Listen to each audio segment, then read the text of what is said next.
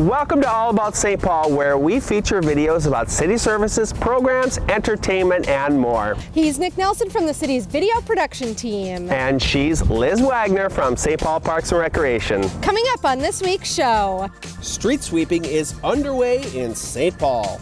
It's also time to start thinking about snow. We'll hear from our newest city council member. A Chinese pavilion rises in St. Paul. The public library challenges you to read brave. We'll have all of that and more just ahead on All About St. Paul. We're here today at the city's Public Works Municipal Equipment Garage, where crews are gearing up for what fall and winter have to dish out. Fall sweeping is underway now. In just a minute, I'll give you a behind-the-scenes look at what it's like to sweep up all those leaves. The city cleans main streets on a regular basis throughout the warm weather months. Twice a year, in spring and fall, Public Works sweeps all residential streets. Alleys are done after that. All told, that's 1,200 miles covered by these trusty little machines. Nick has found someone who can show us a first-hand view of the operation. I'm here with Jerry Trost. He is a heavy equipment operator for the city of St. Paul. Jerry and his crew are in the middle of the fall sweep right now. So, Jerry, tell us about the street sweeping operation. Why do we do it and how do we do it? Well, we do it with these street sweepers, and the primary reason we do it is to keep debris and dirt out of the city sewer systems and rivers, lakes, whatever the drainage is. Keeps the dirt and stuff out of it. So sometimes the folks at home, they see your crews out before every single leaf has fallen off the tree. I know that Mother Nature doesn't always work with the timing. Talk a little bit about why you guys do that. Well, we try and get as much as we can, but with our schedule, we want to try and get out early so we don't get caught in an early snowstorm or early freeze or anything like that. So we try and keep ahead of the game. So snow, ice is not good for street sweeping operations. No, it isn't. What can the folks out there at home do to help you guys and your crew? Well, be mindful of the signs.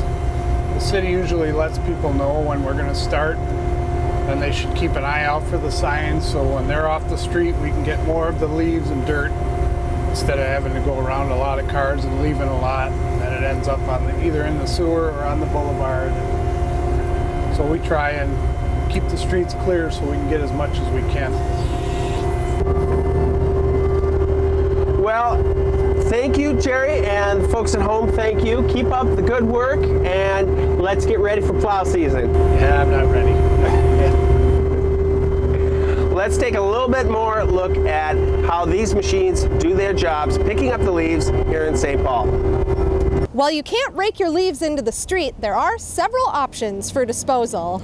Ramsey County operates 4 yard waste collection sites in St. Paul. They are free to use for residents. Just bring a photo ID. Go to ramseycounty.us/yardwaste for locations and hours. All garbage haulers in St. Paul now offer yard waste collection as an additional service. Contact your hauler for more details. You can also try mulching your leaves with your lawnmower. Take a look at this short video. The colors of the autumn leaves are so beautiful. Until they're covering your lawn. Raking leaves, bagging leaves, and hauling leaves away is a pain. Did you know there's a better way? Using your lawnmower to mulch the leaves in your yard is easier and kinder to your grass. The mulched leaves and grass decompose quickly and act as a natural fertilizer. But that's not all. With leaf mulching, you won't get a ticket for violating the city's ordinance against raking leaves into the street. Keeping leaves and debris out of the streets also keeps it out of the storm drains, which means cleaner lakes and rivers. If you do bag your leaves or yard waste for collection, you must use a compostable bag. If you bring yard waste to one of the 4 Ramsey County yard waste sites, you can use regular plastic bags, but you must empty all bags or containers and take them home. Be good to your lawn and the environment. Try mulching. You'll be glad you did. While the Public Works crews are clearing the streets of leaves, they're already getting ready to tackle the white stuff that is no doubt on the way. St. Paul plow drivers participated in a joint snowplow operator training also attended by Ramsey County, Hennepin County, and the city of Minneapolis. The day included classroom and behind-the-wheel exercises. Plow drivers took to the streets to practice real-life scenarios such as avoiding obstacles. Part of the training also included a challenge known as the Snow Plow Rodeo. This obstacle course consisted of several different runs with names like the Zigzag. Well, now's the time for you to get ready too before the storm hits. Go to stpaul.gov/snow for snow emergency information and resources.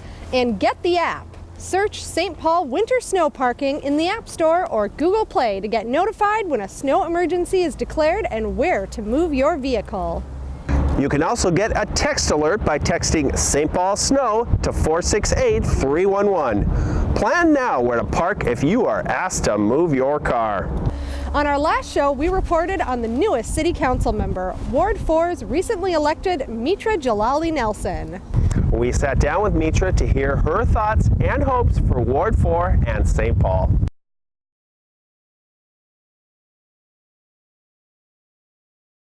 I am really honored. It's the greatest privilege of my lifetime to get to serve our community right now. And I don't take lightly that I won my election. I really I hope that it reflects that we drove a positive campaign that is about solutions as much as it is about talking about the challenges that we're facing. I feel that we worked really hard to elevate a different kind of leadership and leadership style, one that thinks like an organizer. That's a lot of what my background is. And so fundamental to organizing is this idea that everyone is in. I really feel like we wanted to use the campaign as an opportunity to drive a conversation about the issues in the future of our community. So really looking forward with optimism to the potential in our community's future, and also wanting to bring proactive, new progressive leadership to our council to take on what some of those challenges and opportunities in our city's future were. We have the fastest growing renter population in the city, or one of them. Soon it'll be Ward 3, but we're kind of right there neck and neck. I really care a lot about renter engagement and tenant organizing, and I see it as connected to affordable homeownership and community stability and kind of this circle of life of housing issues that we experience that aren't just about one group of people in one living situation, but are really about just overall community health through housing stability. So that's a big priority for me. Another emerging priority is just this idea of creating more walkability and more bike infrastructure, and expanding other forms of transit or transportation or ways to get around, right? We really need great streets as a city. I think that's one of the things that helps create the character of what our community is. So I've been listening actively to folks who have wanted to block by block remake our community in ways that are safer, help kids get across the street, help folks with different mobility needs be able to access all of the parts of our city. So that's another thing that I've been working on. And I would say the third is really thinking about building community wealth. So I've talked a little bit about being proud to fight for a minimum wage for our city, but I think there's a lot of opportunity around a lot of the economic corridors, cultural and industrial, frankly, across the ward. We have the heart of Hamlin Midway and all of Snelling. We have lots of industrial zones kind of by where I live around like Raymond University area that represent opportunities for us to kind of reimagine those things for the next 50 years of our city. So economic development, thinking about how we're using those and supporting those parts of our city is another thing I'm hoping to work on. I think that the thing that really motivates me and has motivated everything I've ever done in my career is just the idea of equity, and this idea of a city where everyone can make it, and that our progress as we are moving forward together is bringing everyone along, that folks are thought about and policies are designed around people who lots of times have traditionally experienced exclusion politically or economically or otherwise. That's just something I'm really passionate about, and I think that bigger vision of our community where our diversity is our strength, where everyone is in and welcome, whether you've lived here for 4 days or 4 months or 4 years or 40 years, whether you are renting or living in, a studio or a housing co-op, like a diversity of homes, people who own their homes. I'm excited about the idea of expanding the definition of who our city's been traditionally thought of being, and really visibilizing the totality of everyone who lives here, and working toward policies that advance the well-being of all of them. So I'm really proud to get to do that now in this new position. I'm very grateful and honored, and I don't take it lightly. I hope to work very hard for our city. If you want to learn more about the St. Paul City Council or any of its 7 members, go to stpaul.gov/council. There you can find links to watch meetings live and replay. The St. Paul Public Library has announced the 2019 Read Brave St. Paul book selections. Read Brave St. Paul is a citywide reading program set around a common theme relevant to the city. This year's theme is housing, a critical topic. 6 books make up the Read Brave selections: 4 youth titles, a young adult fiction, and adult nonfiction book. Shared reading of these books is meant to foster discussions on the topic of housing. The author of the young adult fiction selection, Burn Baby Burn, sent a message to St. Paul readers. Let's have a listen.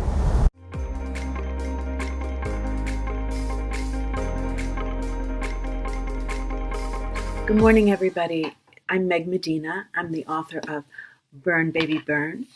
And let's see, this came out in 2016 in hardcover, and just this year in 2018 as a paperback. I think you can see the cover shimmers, which I kind of like about this disco ball cover. Anyway, I just wanted to check in with you because I know you guys at Read Brave are reading Burn Baby Burn, and I was so excited to get your invitation. I wanted to see if I could write a love letter to kids who have really hard families and who see really troubling things every day and keep it secret and somehow go on. I wanted to see if I could write brave. So I'm really excited to come to Minnesota. I come every year to teach at Hamlin. It's a relatively new thing that I'm starting, and I have just loved being there, even in the cold, wearing the fattest coat I have ever owned in my life. I still love Minnesota, and I'm really looking forward to being there this year to talk with you about Burn Baby Burn. Until then, swims.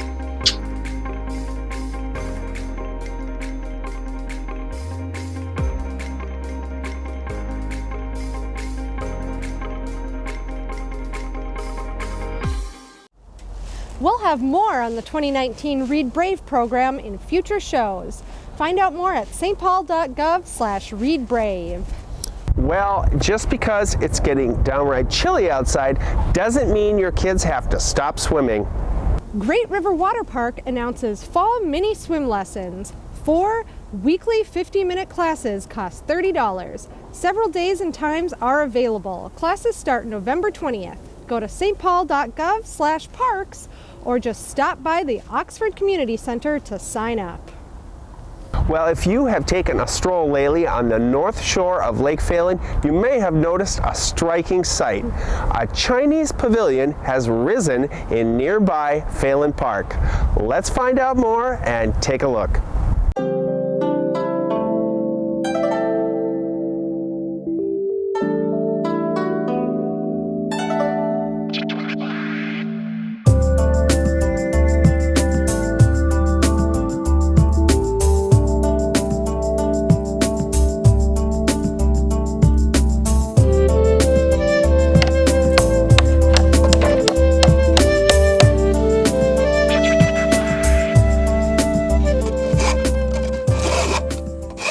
This year is the 30-year anniversary of the sister city relationship with Changsha in Hunan, China. So the idea was to build this China garden around that sister city relationship.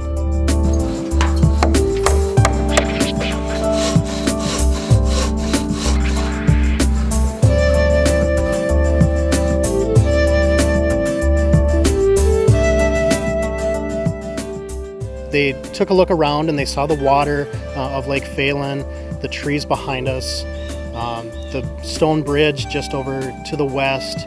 It just really hit them that this was the perfect site to develop a China garden in St. Paul.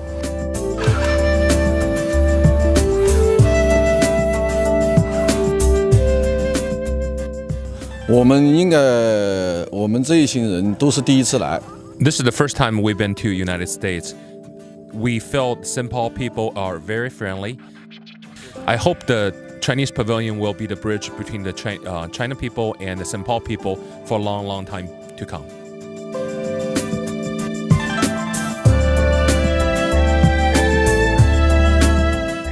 It turns out that the ancestral home of many of the Hmong that we have here in St. Paul come from an area just outside of Changsha, China.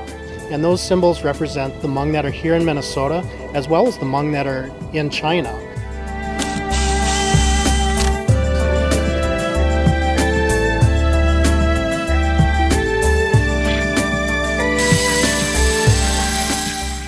Such a beautiful piece of art for all citizens of Minnesota, the U.S., and the world to enjoy. We have had this dream for so long, and to see this be realized right now, it's beyond our wildest imagination of how beautiful this could be.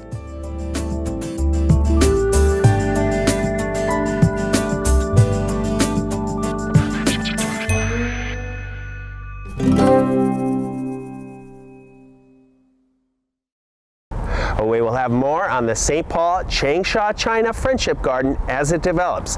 Now, meanwhile, our gardens at home may be withering, but the flowers are in full bloom at the Marjorie McNeely Conservatory. We'll end today with a visit to the Sunken Garden to take in the fall flower show. And don't forget, you can find all of our videos online at youtube.com/stpaulgov. See you next time.